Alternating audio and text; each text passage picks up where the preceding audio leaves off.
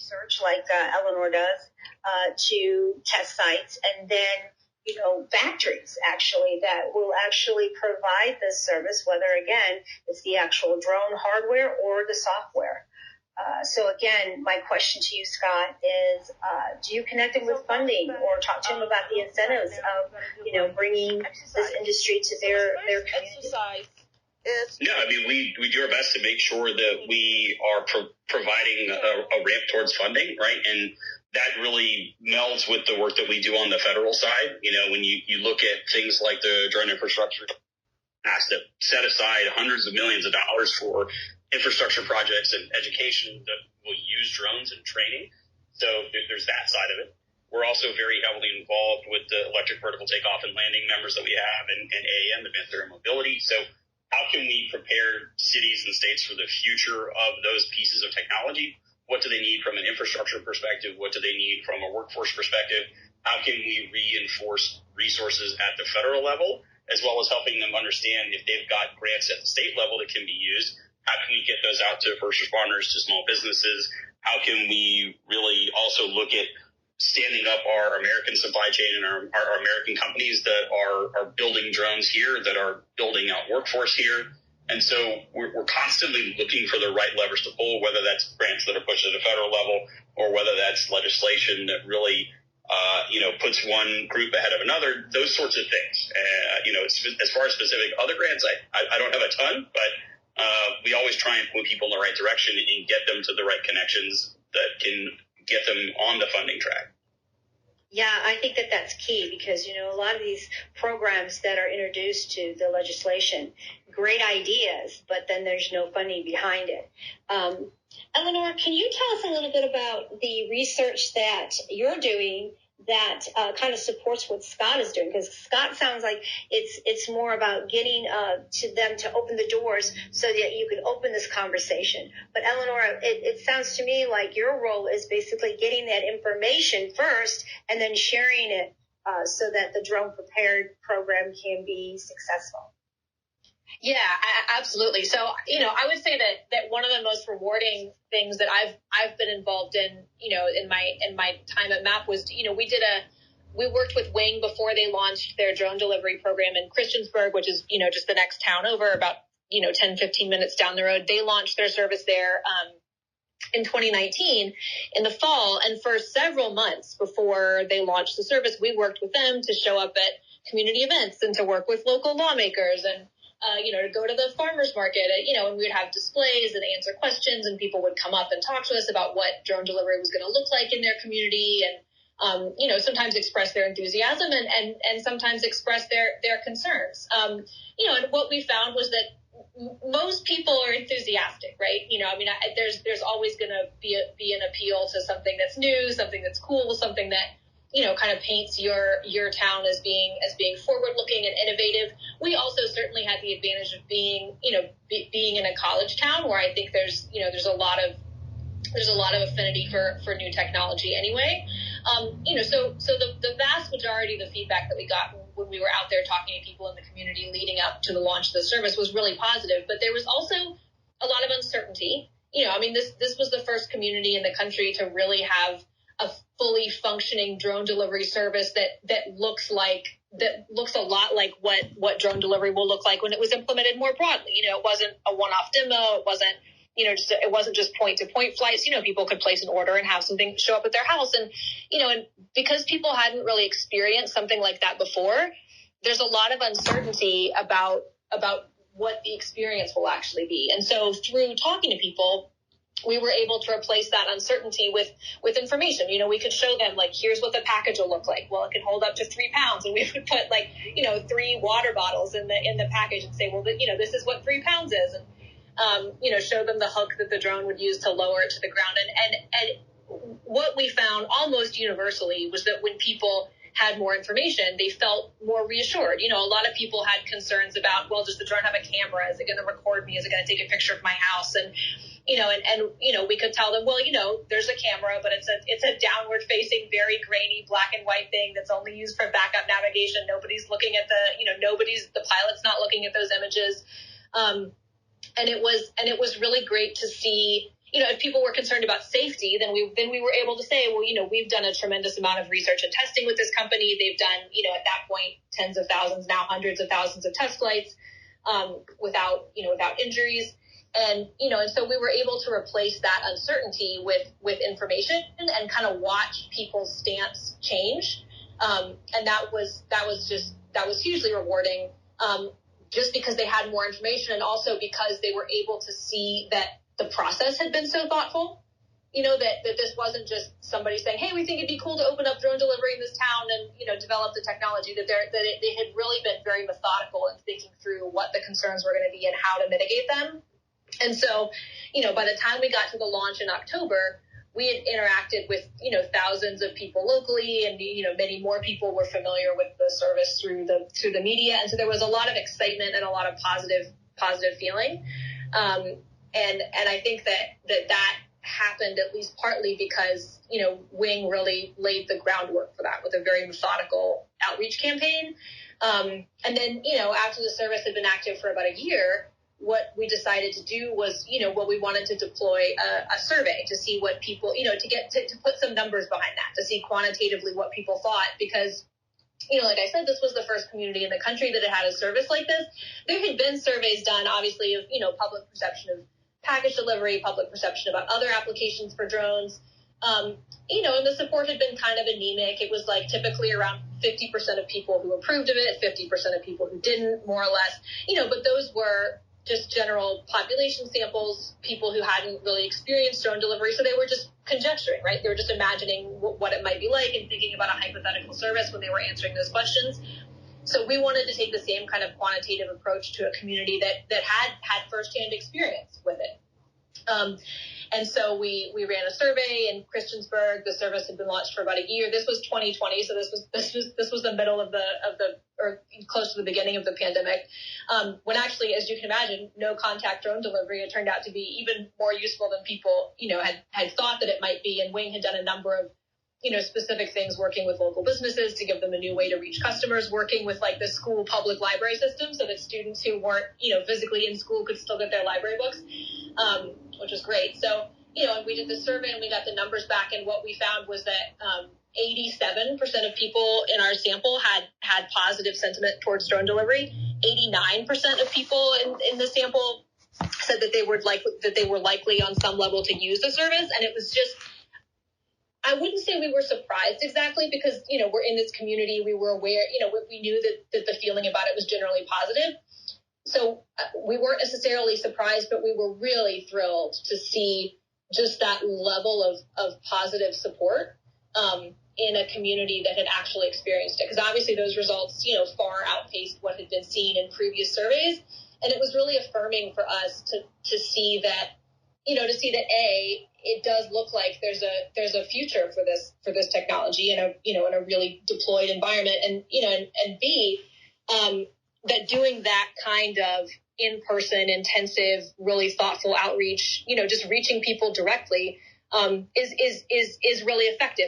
Obviously, that's not going to be possible for every single drone application in every single community. But in this case, where we were doing something really new and innovative, I think it really helped. And so, that public perception work is something that we want to do a lot more of. We want to dig into, what's behind people's attitudes. When do those attitudes change? What helps attitudes change?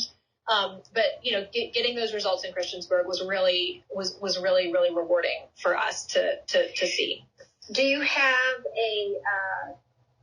the survey results? Is that something like, if somebody's interested in the results of that survey, do you have can they access it on your website, or how did they reach out to you? Yeah, absolutely. So we do have the survey results posted on our website. We ran a news story in our university news service about the survey when we published the results, and that links to a white paper that has a little bit more detail about the survey methodology and numbers.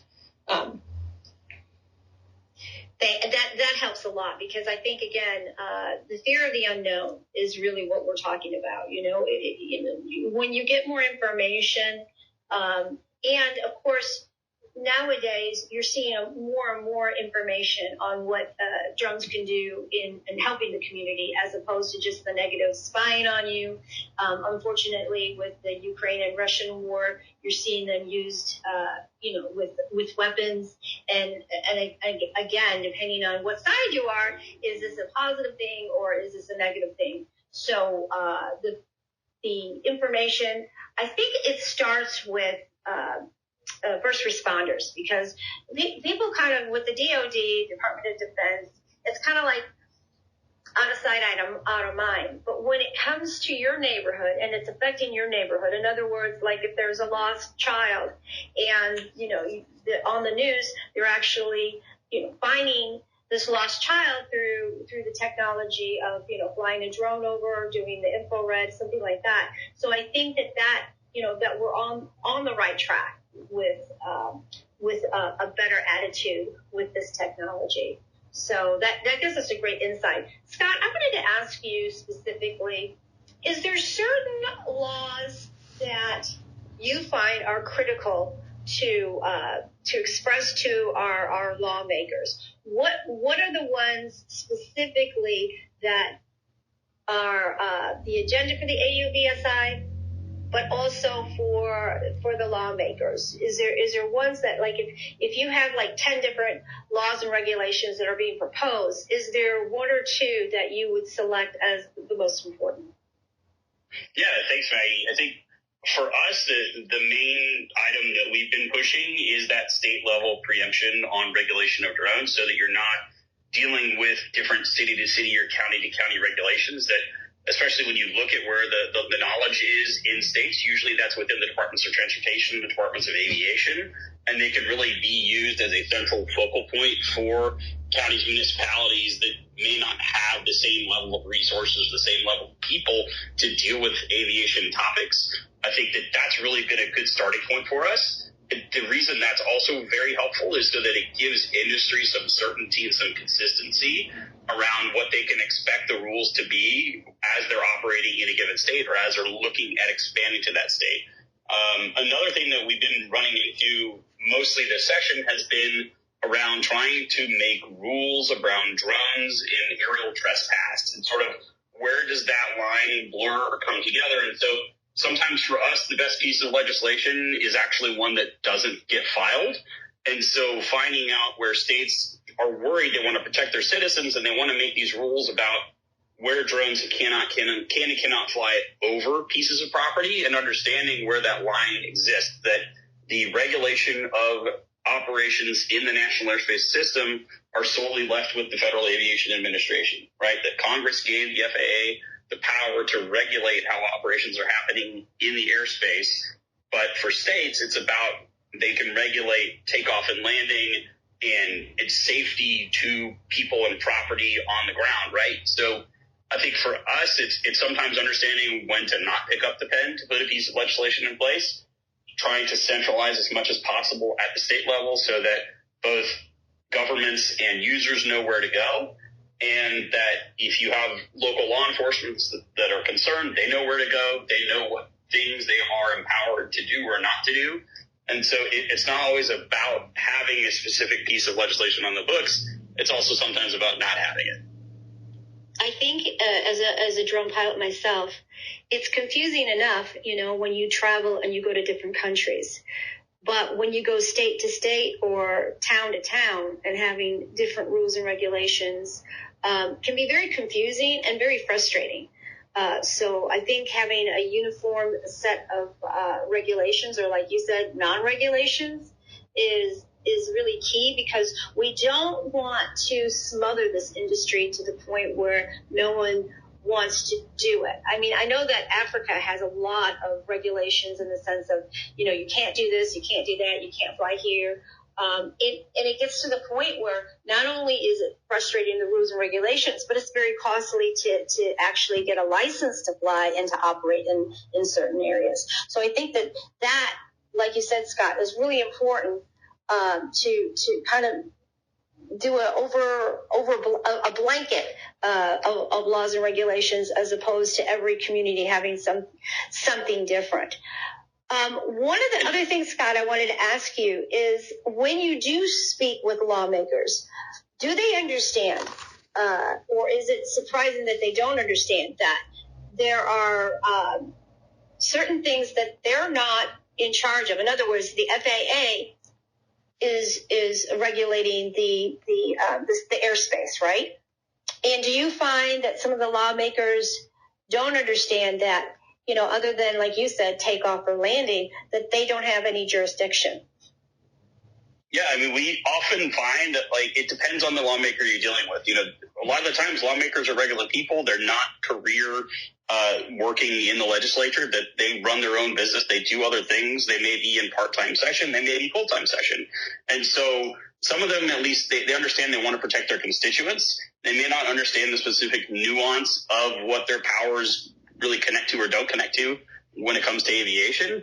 But I think that's where those discussions are very helpful, and where things like having a legal white paper that we put together that's really detailed and nitty-gritty into the hard versions of these are the cases that you should look to, these are the interpretations that you should look to, and then also having good educational materials that come from places like the FAA, or working with the Flight Standards District Office, FSDO, or local FAA safety team drone pros, that really pointing them into the direction of resources that are available and that are out there that they can use to when they're not necessarily talking to us. And one of the other things that's really helpful for us is working with the chapters, because you have these individuals who live in these states, they run in their own business, or they work as a part of a larger corporation. They're volunteering their time, but they're a taxpayer, they're a voter, and they understand the nuance around where it is they live and how drones are perceived when they go out there and operate. So I think that the best thing for us is if we run into a lawmaker who doesn't necessarily understand everything, is that they're willing to have a conversation with us, and that we're also willing to listen, right? We don't know everything, and there's a lot of nuance as you go from jurisdiction to jurisdiction. And there are a lot of constituents that care, or either have had a good experience or a bad experience with drones. And, kind of leaning into what Eleanor has mentioned, public perception and public acceptance of drones is going to be huge for us, right? That as people are able to see these systems operate and seeing the positives that come out of them, the more of an easier road ahead that we're going to have. In regards to the infrastructure, when you're a drone operator, understanding that you can't, there are certain states, communities that won't allow you to fly over certain infrastructures or schools or prisons, such as that. Is that, again, is that state to state, or is there some kind of legislation that they're trying to make this more of a federal law? So I would say that states are trying to make it a law that they are able to control. If it were challenged on a court level, I don't know how well it would hold up. If you look at the FAA Reauthorization Act back in, I think, even as early as 2012 and into 2016, we had Section 2209, which is essentially a way for the federal government to allow states to designate sites as critical infrastructure and essentially put up temporary or long-standing flight restrictions in place that would not allow operators to fly over those unless they've received specific authorization or permission to be there. When it comes to states doing that, in my view, it's not something that they really have the power to do. They can regulate whether or not you're allowed to stand on the property, whether or not you're allowed to operate from the property. But when it comes to the physical act of flying your drone over the property itself, unless you're endangering someone or you're violating someone's privacy, things of that nature, the power of the states doesn't really extend to keeping someone from being able to operate over the property. They can say that you're causing a nuisance, or that you are denying them enjoyment of use of their property, or you are endangering the operations that they're doing on the ground. But when it comes to looking at things like not being able to fly around airports, those are federally mandated and regulated pieces of legislation. If you look at something like LANC, low altitude authorization notification capability, the airports work with the FAA. They determine the grid heights that you're allowed to operate in the areas that you have to coordinate with them on. But the goal is to assess the safety and risk of a specific type of operation, and then find ways to enable operators that understand the rules and are operating by the book a way to fly. There, of course, are operators that are out to do nefarious things, and we need to make sure that we're protecting against those. But those kinds of discussions will, of course, be picked up again this year in the FAA Reauthorization Act that hopefully we'll get a 5-year bill in around September. But, yeah, I mean, to answer your question, when it comes to regulating over at the state level, it's something that we really don't agree that the states have the power to do, and so we collaborate a lot with the FAA when we see rules like that to hopefully get them to step in, give more concrete interpretations of what their powers are beyond looking at something like the 2015 fact sheet that they published. Eleanor, thank you, Scott. I appreciate that and clarification. Eleanor, with the findings that you have been able to collect, can you emphasize anything on the perception and what messages that you're emphasizing also in regards to rules and regulations state by state versus the federal? Yeah, I mean, I would say that, that people always have concerns about the things that you would anticipate that they have concerns about, right? People are concerned about safety. People are concerned about privacy. And so, it's been really effective for us to point to the research that we've done on drone injury risk, for example, to point to the extensive testing that all of these aircraft have gone through, the really rigorous certification and approval processes that are required. And to point to ways that companies are being really thoughtful about how to implement their systems in a way that's really respectful of people's privacy and that really makes an effort to preserve, the neighborhood environments that people really like and really treasure, and we have a couple of different ways that we try to get these messages out. Obviously, one is through direct outreach, the kind of thing that we did with Wing before they launched their service. And actually, we have people who continue to do that. Sometimes several times a month. Some of our really great staff are out there with people who work for Wing at various community events and answering questions. And I think that's really helpful because it keeps it a familiar topic of conversation in the community. And I think that if sentiment is positive at a grassroots level, then that is going to trickle up to those lawmakers. If constituents are saying, we love having this company here, we love having this service available in our community, we think it's so cool, then that's ultimately going to be reflect, the lawmakers are going to want to create an environment that people like and support an environment that people like. And so, we hope that we're really supporting the creation of friendlier policies, pro-safe UAS integration policies by working at this grassroots level. The other thing that we do is, we work with organizations like AUVSI, and we're so grateful for the kind of work that, that Scott and others are doing that really has broad visibility on what's going on in this legislative space. It helps us figure out where we can weigh in, where our research could be useful.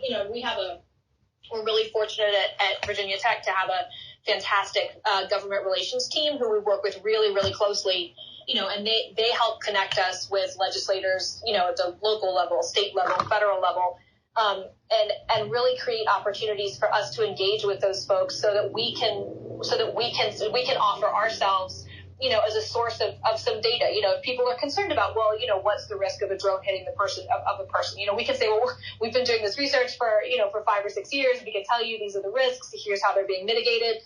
So we engage with the public to try to generate that really positive sentiment on the grassroots level. And then, we try to engage with lawmakers to just be a resource for research and for information. And I think that's a great way. I think that lawmakers do look specifically on data to make decisions. Alyssa, you're a new member here, and it sounds like you're into drone delivery. You had a question? Oh, yeah. Yeah, it's, I was to Eleanor, and it was about, so when I first heard about drone delivery, and I was like, well, knowing signal loss and signal interference being an issue potentially with drones, I was wondering how they counteracted that. In terms of the communication between the ground station and the drone? Yes, correct. Thank you. Yeah, I mean, so I don't want to get too far out of my lane here in terms of technical issues, especially with with another company's technology. But, what I can say is that, in general, we haven't really seen that kind of thing being a problem.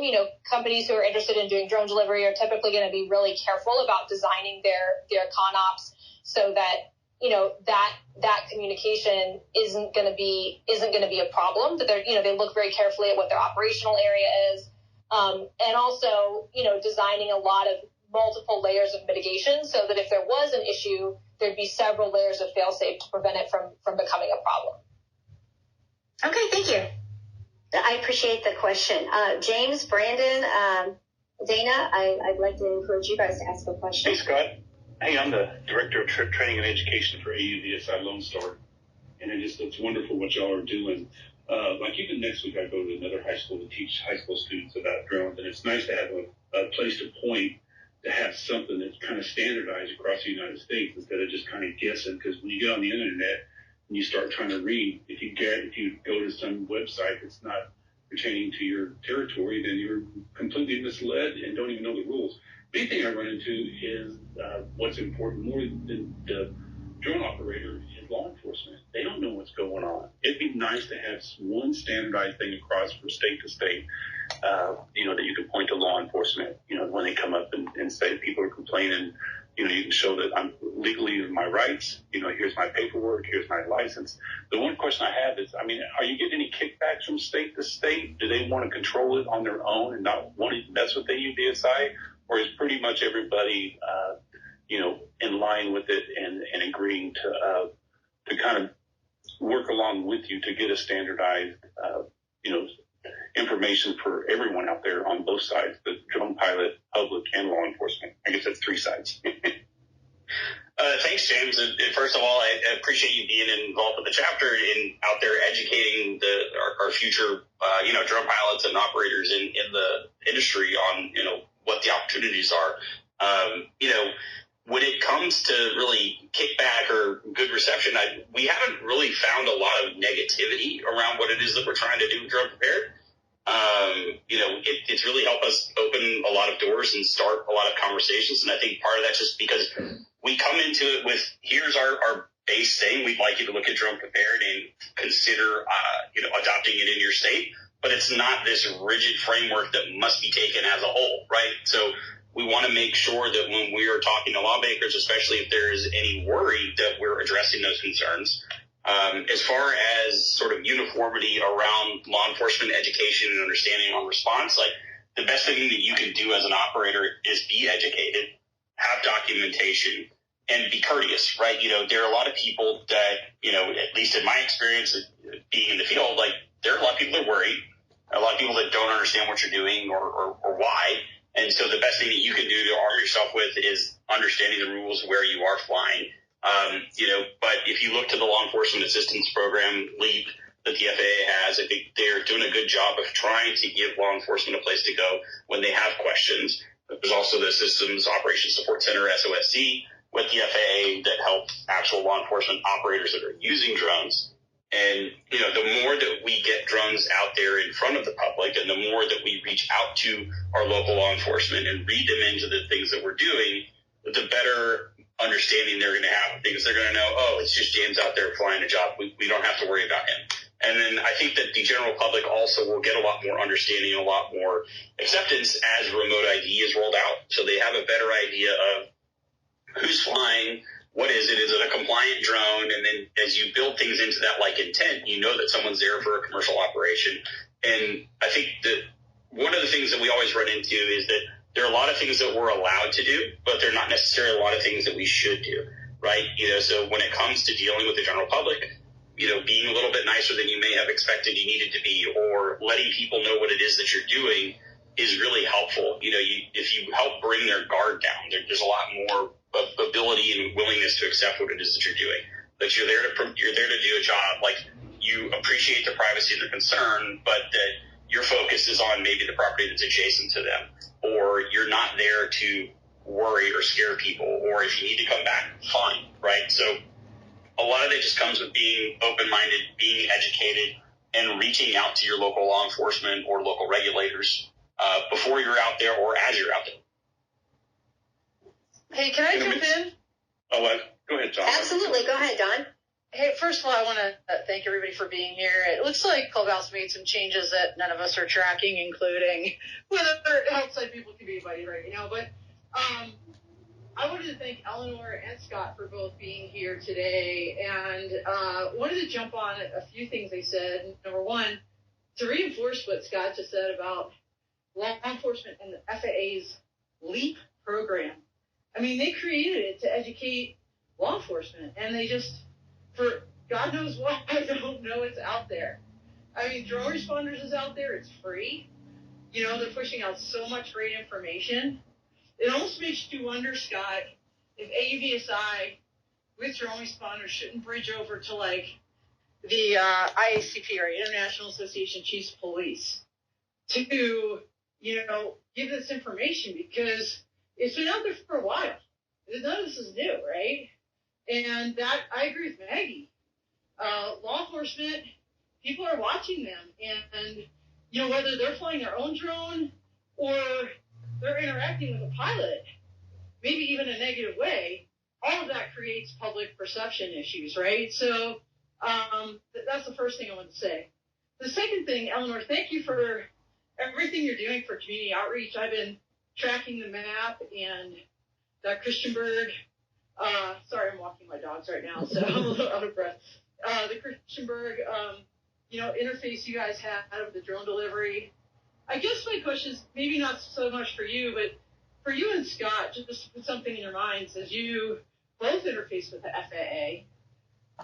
You know, that kind of data, you know, I don't think it should be relegated to the map or to the Choctaw Nation of Oklahoma or whoever else is in beyond or a test site to, you know, give information to people when they ask because they're concerned. Like, that should be fully transparent. You know, the positive research you guys have been doing and others have been doing for so long, none of that is out there in a transparent way. And I'm not talking about proprietary information.